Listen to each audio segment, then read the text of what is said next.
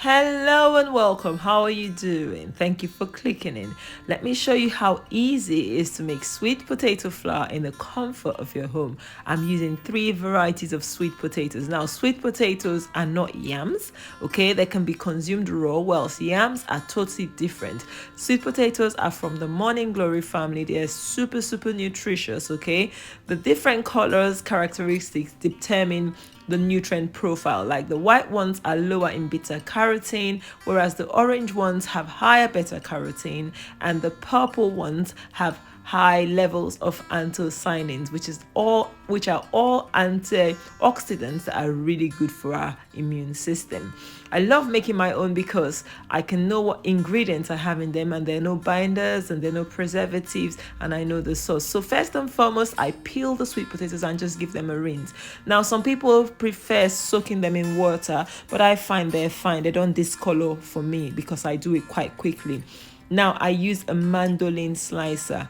You can actually slice this by hand, but you see how thin I want it? That's the best way to make sure you can get this dehydrated in no time. But be careful, your mandolin slicer could slice your fingers. So if you have something to protect your fingers, it's even better. I actually ended up having a cut while I was doing this video because I was just recording and rushing. Never mind.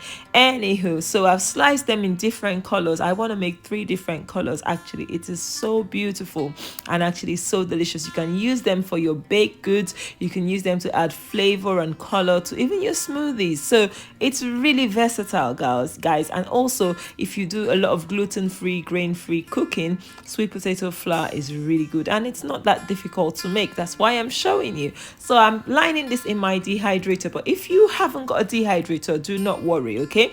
You can actually absolutely do this in your oven. So using oven baking sheets, I'm doing the same thing. Just make sure they're not layered on top each other. Like you can see, they're like thinly spread out, because that's the best and the quickest way to dry them. Actually, after a few hours, you can now pile them on because it will dry quicker.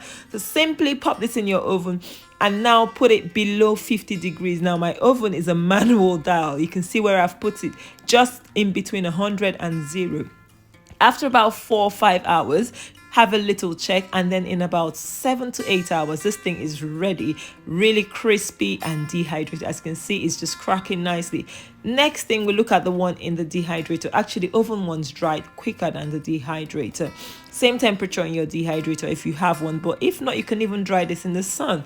And this is it already. Just pop this in your blender and blend, and you can sieve it if your blender is not able to make a nice fine powder like this, or you can just blend it and use it for whatever you want, guys. Sweet potato flour can be made in the comfort of your home, and I had 3 different varieties, okay, which is really beautiful. So thank you for watching. If you've watched to this point, what is your favorite sweet potato flour? For me, is the purple one, the deep anthocyanin. I believe it's a Japanese sweet potato, but let me know what one's your favorite and what you normally do with the flour. Just share your recipes in the comment section, okay?